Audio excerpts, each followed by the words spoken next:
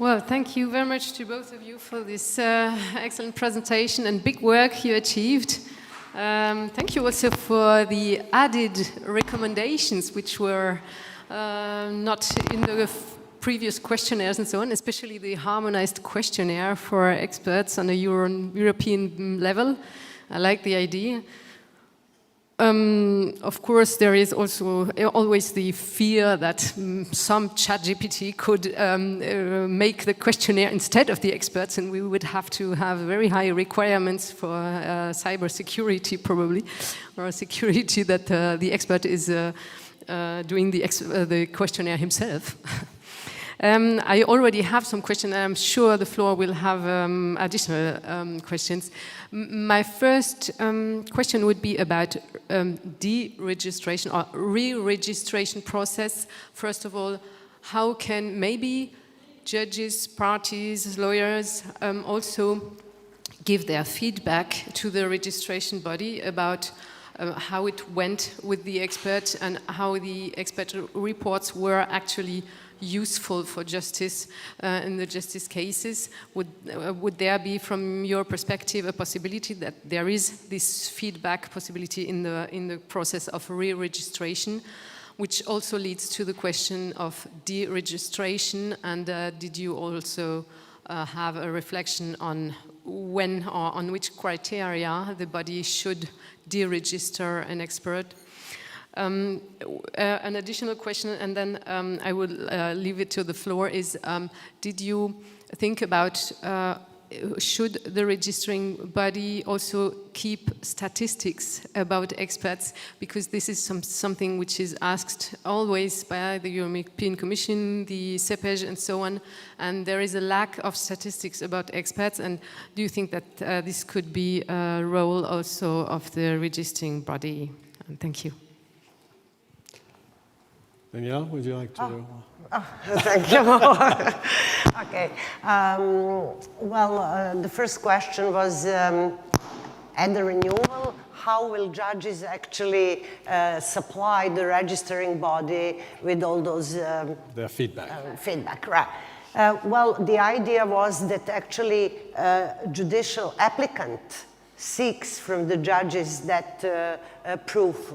Is it a letter of reference or statement that he had good behavior, or the activity report, for instance. If there is a need of activity report, applicant can make a list. I did this for this in this court, I did this case number for that court, and then he goes to judges and they put a signature on that.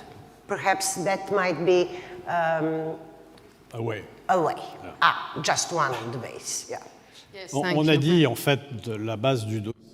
We said that for the renewal, for example, of your registration would be the activity report as judicial expert. So normally you should have a track record as an applicant, and then if you have then another track record from the judges, because I'm sure that they have some statistics and they probably have some little flags saying for expert reports that would have given rise to litigation. So I am fairly sure that the judicial institution would give the means to have more statistics. Yes, of course, the judge's opinion is important, but also the party's opinion is important. Sometimes the expert report is so good that there is an agreement based on the expert report, and the judge is very happy. Sometimes the expert report is so bad that the judges are trying to make a judgment or come to a judgment as quickly as possible so that they don't have to work with the expert. But that doesn't mean that the expert was particularly good. So I think we need to try really to include the parties and the lawyers so they can give also feedback on the competence of the expert. Maybe not the parties, but the lawyers. But I think we could trust the lawyers to go complain to the judge if the expert is not good enough. I think there we can be quite sure. But the judge should have the opportunity to give this information to the registering body.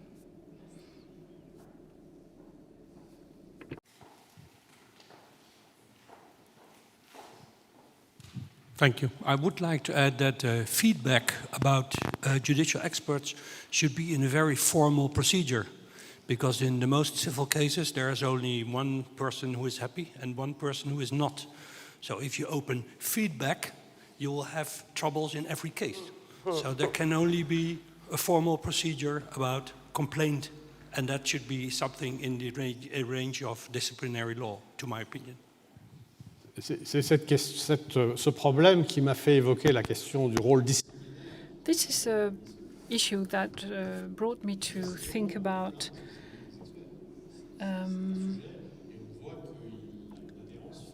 the disciplinary procedure, and we see we have differences in the registration, deregistration, and re-registration formalities. A few words about the stats. Did you think about it? Well, we saw, at least, that in the majority of countries, the information, basic information about the number of experts and the decisions and the cases that use the services of an expert were not available. And I think nobody is going to contradict me. And Cepej will agree with me when I say that today finding such information from the various jurisdictions and from the various legal systems is quite difficult, because these information are available locally in the jurisdiction that takes the decision, but the mechanisms to consolidate this information are not available yet. Such mechanisms would require IT harmonization, and also with a life cycle that would be quite long, extremely long. And the statistics IT systems are not yet harmonized. Updating these systems would be costly, lengthy. It's a very heavy IT procedure. It's also staff intensive. So it's not going to happen that quickly. So probably stats would be indispensable if we want to bring the information back to the body that needs it. But I feel that we are still not going to have this information available for quite some time. And this means we need to find other mechanisms to resolve such issues. Thank you. This kind of list should be voluntary, so you can be an euro expert, you can be on this kind of list, or every country should have only this kind of list, so similar around Europe. Should there be one list, or should there be several lists operated on the same way? Is that? We have an euro list, okay? Yeah. It's voluntary. You want to be expert around Europe, you must be on this kind of list, yeah? Uh-huh. And you have a national list in every country, and you can be a country expert, like nowadays. What do you think? I would just ask whether you think that there is a special list for internationally experienced judicial experts and only local ones. Was that the question? It depends on the goal you want to. I want to be a legal expert in my country, for example, yeah? So I must be on this kind of list, yeah, European list of expert, or I can be on my country, only on my country list, and nobody in Europe knows that that list exists, yeah? Or we have only one list around Europe, this kind of list of experts, or we have a country list and voluntary European list? I see. I think, yeah, the question is whether someone should be in local list on national level and also an EU list, right? Yes. Well, it is better to be on both, I guess. I mean, that's the aim of the project, to have one list at the EU level, and of course... You have two goals in my understanding of the project. One goal is to facilitate a mutual recognition of the expertise process developed in one country in the other country. In the cases that Beatrice described in her speech earlier, when you have an expert advice in Germany coming from a French expert, well, with such a process, you can guarantee that the expert was not registered for because only he's a friend with a judge. There are some criterias, minimum criterias, that guarantee that the expert has the ability, the knowledge, and the minimum characteristics that are expected from a German judge, an Italian judge, and so on. That's first aim, is to enable mutual trust in expertise. Second aim is to enable judges to select experts from other country lists, is to empower the judge to find better experts for their own local needs in foreign lists. And this is a secondary aim. I think it is also legitimate, and this need would be guaranteed via a narrow list, I should think. Did I answer? If I can add to the discussion, which is very interesting.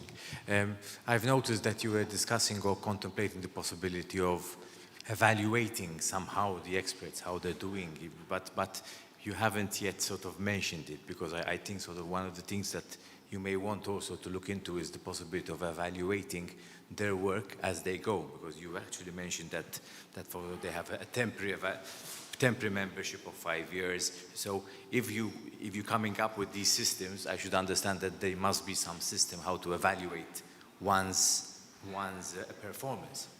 And another thing which you may want to look into is the possibility of surveys. I know we at CEPEJ have these court surveys which we use for the court users to be able to survey and give the evaluation on how they are going. That could be some other thing which you may want to tap into and maybe look into, because that could be another aspect.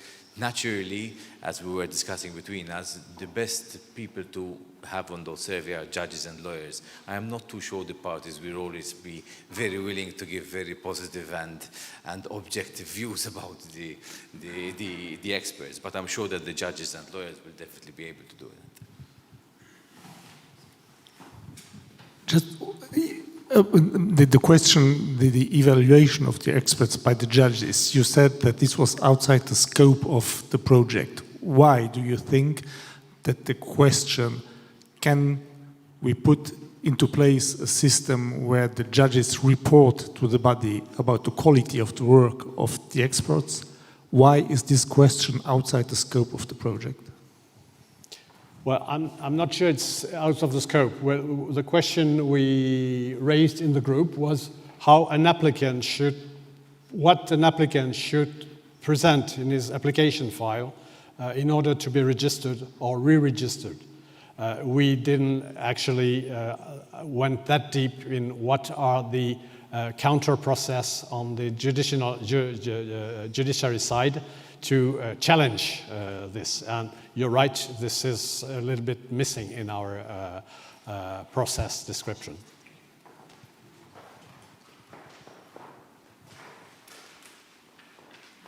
Thank you. I'm Erik Eenkoaren. I'm a liquid transportation and liquid dynamics expert. And I like the whole subject of expertise, which was very well explained. I first think that expert in the old days was something which was typically applied to a heart surgeon, for example, who only had specifically the university qualifications, etc. In today's world, you have far more expertise. For example, in Michelin food cooking or in football. And in football, I think you have a lot of experts. I think many of the people in this room consider themselves experts in the world of football. But maybe the one who wins the Champions League, the trainer, that's the ultimate expert. So don't you think that the definition of expert is a moving target, is expanding? You get far more disciplines, many of which, like football players, do not have a university background. Is that something which you took in concern as well? What is behind the question is a rating of the expert. No, it's more a moving target. There is more expertise, like in food cooking, Michelin stars, or football playing. There's lots of money going on in these worlds. These experts are there not more and more subjects in which you can become an expert? Is that something which you took into account? Yeah, you can go on. Should the definition be perhaps moderated because of the new existing expertises and so on? Well, yes, definition should be following all the dynamics of the changing of the world and practices. I think definitions. Oh, sorry. I think that definitions were the subject of the working group 1, right? Yeah. What we could answer is that an appropriate expert is an expert that understands properly what are his duties to the court. And his duties are what we listed in impartiality, independence, and so on, all that. And we try to bring an answer to your question via the multiple choice test for a common understanding of what is behind those words. Because the words are universal, impartiality, independence, and so on. But what you understand behind the words might be different depending on your culture. So what we wanted to promote is that perhaps we could have a universal, well, at least European and common understanding of the words and put it at the level of each body for them to assess the proper understanding by the candidates of these words. And that's the way you can define an expert, by what he understands about his work and his duties. Do you think I've answered? Oui, on arrive à peu près à la fin de... We are reaching the end of our third discussion about the register. But it seems to me that there are criteria that concerns all working groups. But I'm asking my question to you because you're the last working group. But how can experts accept to be subject or to carry out expertise at an international level? We are debating today. We are not implementing yet, so perhaps we should add a box to tick. I accept, I'm available to be an expert or to conduct an expertise at the international level. Of course, this would make the whole system more complex, because only those in the end would have to fulfill all the criteria that would be defined and harmonized here. For the others, we don't care, because if they refuse to work as an expert for another country, then also you have the issue of the language knowledge. In which language are you prepared to conduct an expertise? Because the language is also very important for a judge and for the expert too, but for the judge, above all in some countries, expertise in English, even in English, cannot be accepted. They must be given in the language of the procedure. So these are two elements I wish to pinpoint, because are they not missing in your analysis?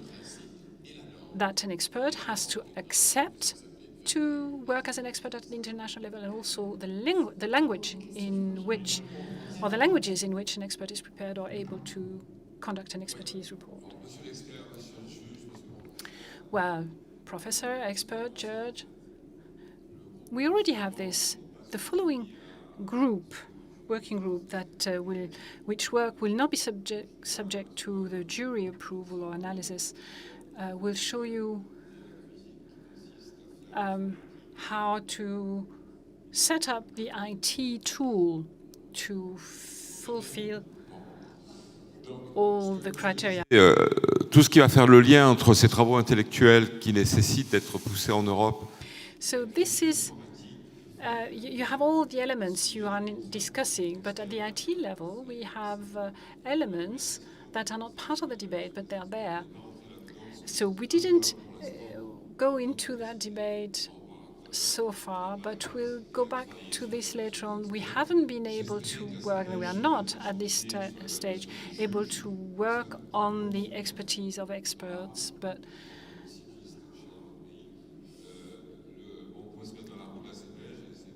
we could follow on the steps of the CIPEJ. But we have a very limited target or goal at the moment. This will be presented later on. But we want to make this possible. That is our first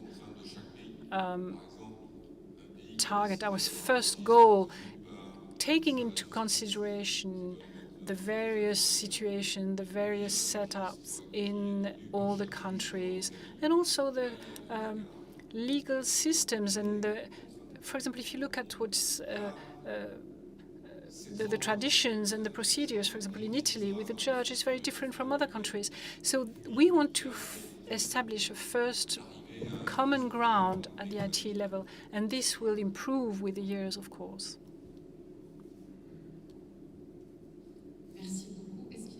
Thank you very much. Do you have any other questions or online? No? Well, I still had a question. I think it's been discussed already during the break. The location of the residence or the domicile of the expert, is it also something that needs to be taken into consideration in this national, local, regional register? Did you consider this criteria? I think it's been mentioned before. The expert has to commit himself or herself to be able to carry out their mission. So the geographical area is important.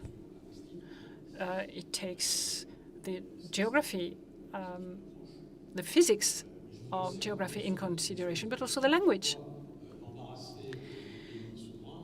Now, we also have sovereign countries which have a national system. They manage their own system. One case has been mentioned. An expert gave their opinion, and in a French court. And initially, the case had been started in Germany, and the French report will be presented by the party that received the report. And the French judiciary system has to agree to cooperate with the German system. Otherwise, it's not going to work. So you need some guarantees on the expert quality. So you need some level of equivalence. Otherwise, you'll need to define and appoint another German expert to present an expertise, an expert report to the French court. So you start all over again. So we need some kind of agreement. But I'm digressing here.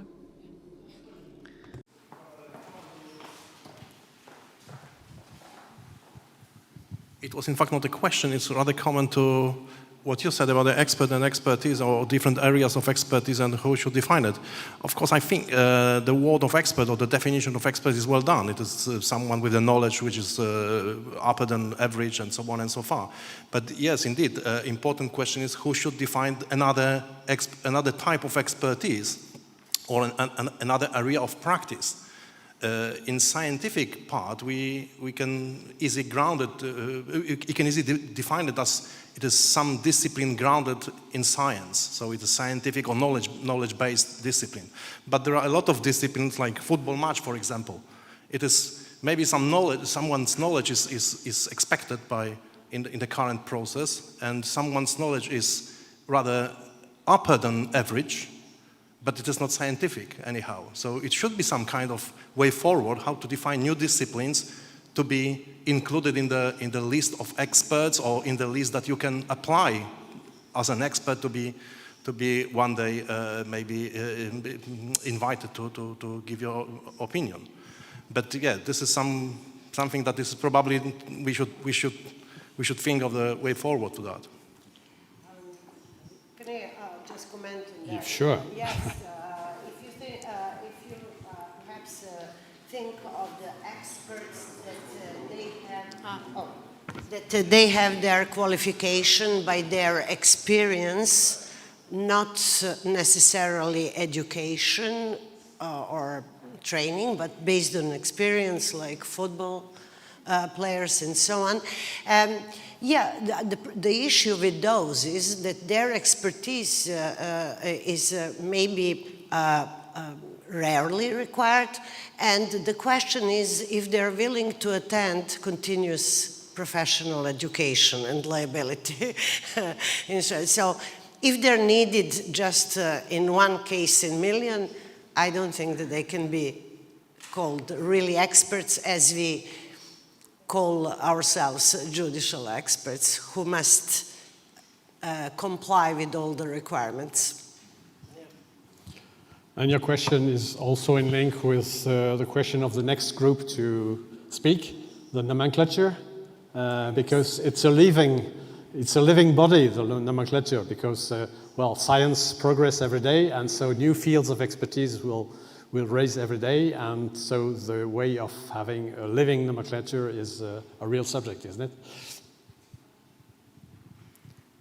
Thank you very much for your interventions and answers and questions. If there are no further questions or remarks, we would give you the opportunity to have a coffee break and then come back for the next presentations in 20 minutes, I think. Thank you.